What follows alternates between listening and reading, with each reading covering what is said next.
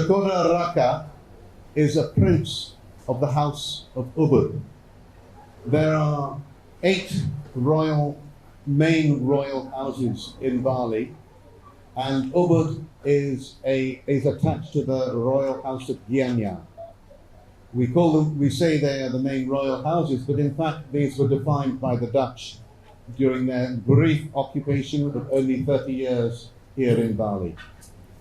And let me first of all ask 𝐻𝐻𝐻, Yeah. would you tell us please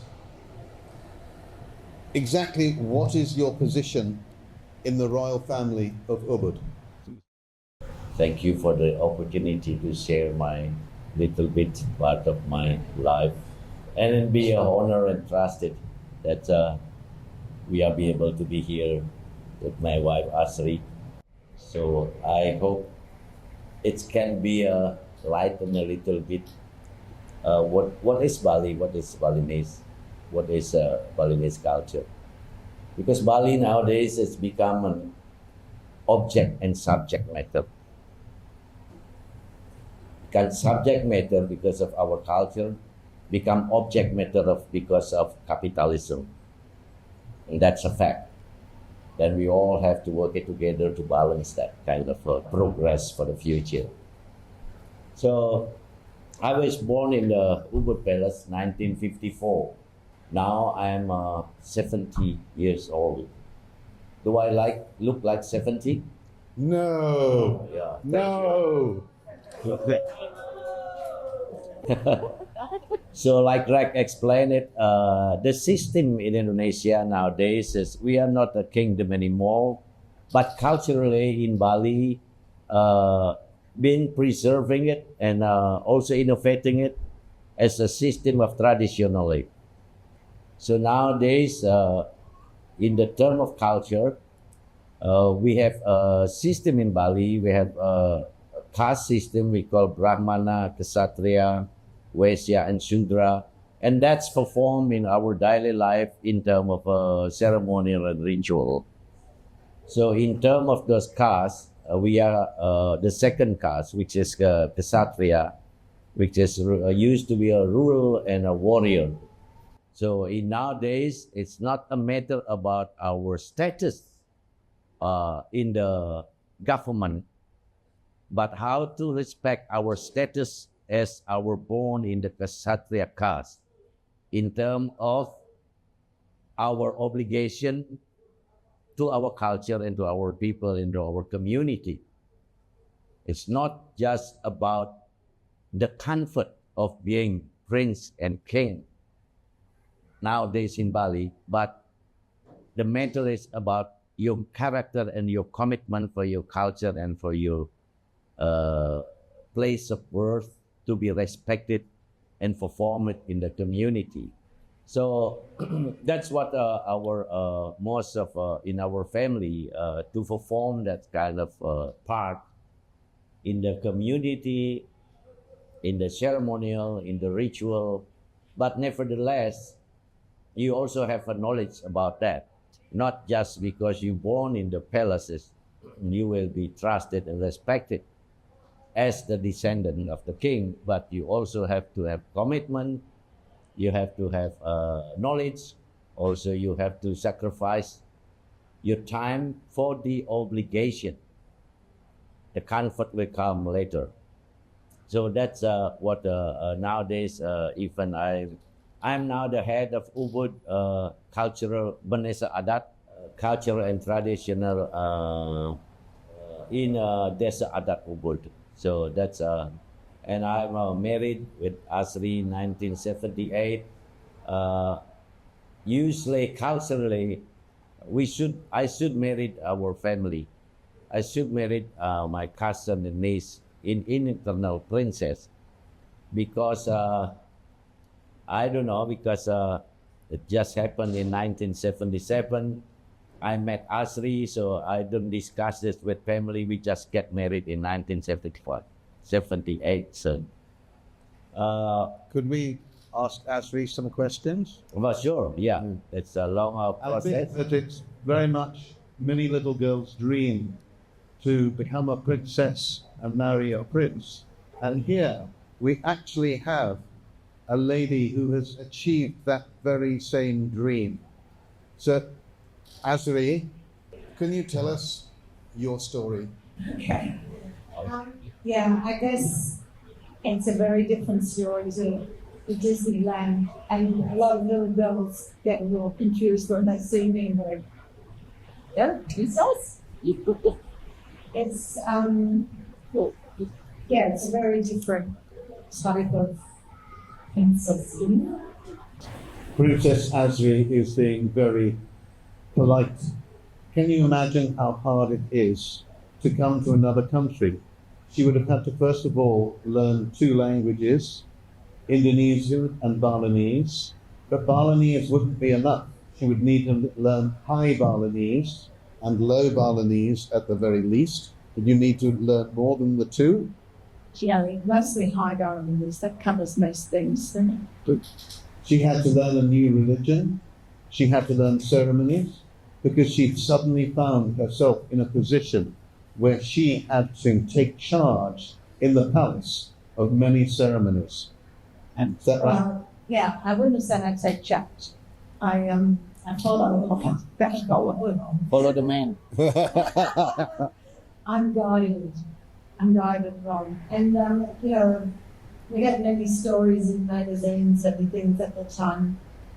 And people would come from, especially from Australia, I guess, and they would be quite surprised, I think, because they were expecting a sort of Princess Diana. I'm sure you did a very good imitation.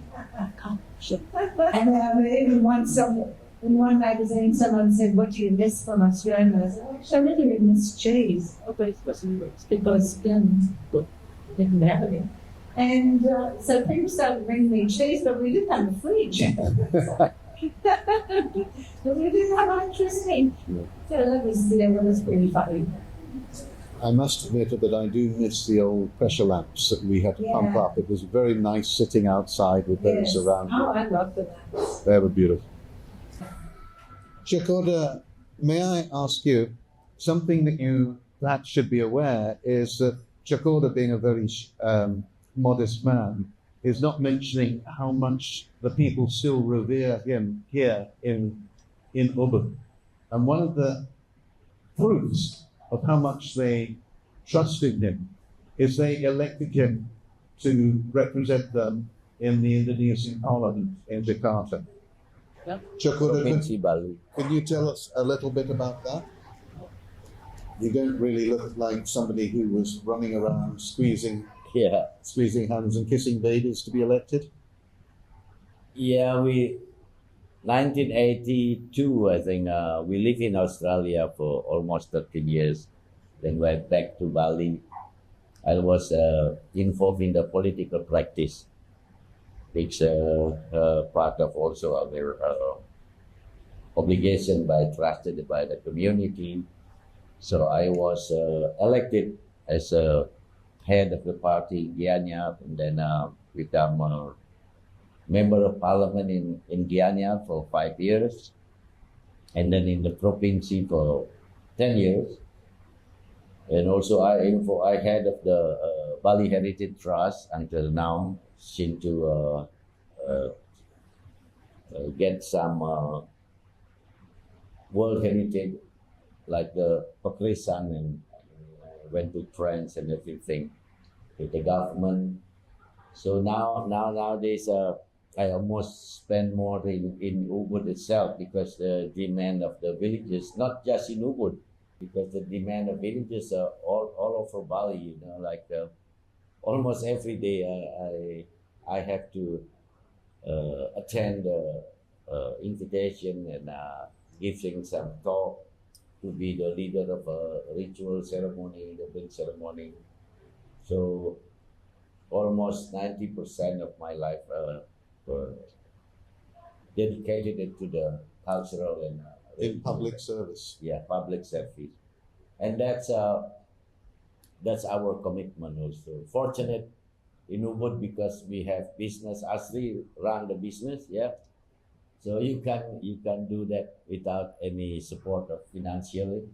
So we kind of like have some a part in the life business because all that cost is very personal actually, unless in some big cost for the villages that then we get it from the government. But for the daily operational of my daily service is a personal cost. And Ashley is a run the business with the children and to get that balance as a bhakti to our ancestor, to the God and to our culture. Now, something which would be of great interest to visitors to Bali is that you have undertaken work which is of considerable strain, particularly spiritually. Where is your favorite place to go to relax, melukat, cleanse yourself spiritually, which perhaps visitors to Bali can also go to? Yeah, my favorite is in my home actually, because And can the visitors to Bali come to your home to join? yeah, because behind of our place in Champuan we have a spring water, Yes. which was built by our ancestors, and a lot of people going there publicly. Yeah, Very to do nice. a ritual and purification, meditation, and it's open to the public. It's with it's called the Pancoran Bidadari, the angel spring in Champuan. If you ask Bidadari, angel spring in Champuan, that's everyone knows 𝐿𝐢𝐽𝐿𝐻𝐿. So you can do some your purification there and ritual and meditation, whatever. In your career in public service, is there one particular event which sticks in your mind as something you're particularly proud about, that you're very pleased that you managed to accomplish it? Well, as we believe in the rule of karma, which is you can't choose where you're born. So I was born in the palace ground, and I have some obligation to respect the birth of my places by the trusted of the community. That's one of my proudness in the modern day like now, to lead the ritual, to guidance them in the right way of the ritual and performance of the ceremonial. I think that's the most important in the nowadays, because I'm not allowed to beg that respect or trust. You have earned it. Yeah, I don't need validation because I was born with it. The most important, your faith, you have to love it and you have to process it, and then it's come by itself. The trust and respect to you. And when you go around Ubud, is there a particular part of Ubud or a particular activity that happens in Ubud that you particularly love and enjoy, that's close to your heart? Nowadays, I think in the villages, people motivation, attitude, and ethic moral, it's still being preserved in the old days, which is that become very important to the outcome of the ritual. Because in the process of our ceremonial in Bali, we have based what we call upacara and upakara. Upacara is how we get ones with the activities, and then upakara is the offerings that we're going to offer to our ancestor goddess. And the second one, you have to understand and have some knowledge about philosophy of life and universe, the history of the village, and the third one, the ethic moral. That this has become our big struggle in guidance the young people nowadays, because the innovation goes so fast, very fast, sometimes out of our control. Because all the symbol that we use in the ceremony, it's had some meaning and have some spiritual energy. That's if you put it in the wrong place, in the wrong time, the energy will be upside down, and that is very has to be very careful and take a long time also to preserve the big ceremony. Sometimes we need 1 year. Indeed. Yeah. Sometimes the actions of foreigners can require a ceremony to cleanse the area. Now, Ubud is known throughout the world as being a center of culture. You, in your position as head of heritage in Bali, have been a big player in keeping Ubud at the forefront of the cultural map. What are the big challenges that have come? What have you had to do to help keep Ubud a cultural center? Just keep doing it, just keep doing what our descended by our ancestors, because culture is a system, religion is a concept. Because beyond religion, I think we all want moksha, we call it. Religion is just a concept, guidance to be achieve our moksha, release the attachment of the worldly, and everyone struggle for that. And culture is security, security physically and spiritually. That's why in the world we all have different way how to perform our culture, because we live in the different places of this earth.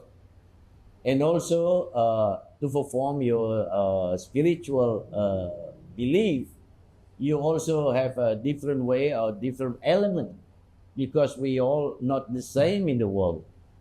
That's why in Bali actually we preserve the old culture of the world, and then we transform it as a Balinese culture, because Balinese culture not by itself. It's a lot of influences from decade to decade. Europe, Rome, Greek, Chinese. Do you feel responsible for the whole world? You don't have to be responsible, Rick. You just do your obligation and do your part. Responsible can be a hook for you. Responsible is not just in the mind. People will say you are responsible when you're doing an act, your part in the community. You don't need to use word, I am responsible, but you don't do anything. That's not a responsible. Absolutely. It's not enough. You just do the thing, and people will say, right, you are very responsible for your culture. For that. Are you agree with that? Absolutely. So that's what our commitment in the palace to do, to preserve the culture by doing it, by perform it, by sacrificing our time, our material, our attachment, our pleasure, our day life, in fact. But because we believe in the law of the karma. Do you think that your attitude in this way is unique to you as a prince of Bali, or do you think that this is something that all Balinese people feel in their soul? Well, in nowadays, we have a song in Bali we call Dengadena Wak Bisa, the Pangana Ngadaning. So I don't have to say I'm a prince, I'm a descendant of this, of that. So people will call me as what I perform as part in our culture. Even though I'm a descendant of the royalty, the most important is your character and your performance in the community to validate what you are as people calling you. Talking about your religion, everybody comes here and assumes you are Hindu, but you're actually Tirtha. Could you explain to people the difference between your religion in a few words and Hinduism? That's a process of a cultural gain, right? Yeah, from decade to decade, because Hindu was brought to Bali according to the history of Rishi Markandeya during 800 years, year of 900 or something. And then before that, we call it Agama Tirtha, which is Vaishnava. It's also part of the Hindu. It's not dominated by Shivaistic, but by Vaishnava. That's why in the villages people have a place to worship Bhujanga Vaishnava, yeah? And then Shivaistic come, and then Buddhism come, and all this concept with its cultural from the places people come from, blend in Bali and become Balinese culture. That's why it's so complex. Culture not just in the part of performing music and art, but also in the process of using the symbol of the worship in Bali. It's also part of the process. So, and I don't know in the future, in 10 years later, maybe other culture. Even now in Bali, we celebrate two things. We celebrate autumn and also birthday. Now Balinese married, they use change the ring. Tukar cincin. Innovation of culture is following the time. But the most important, Balinese never destroyed the one.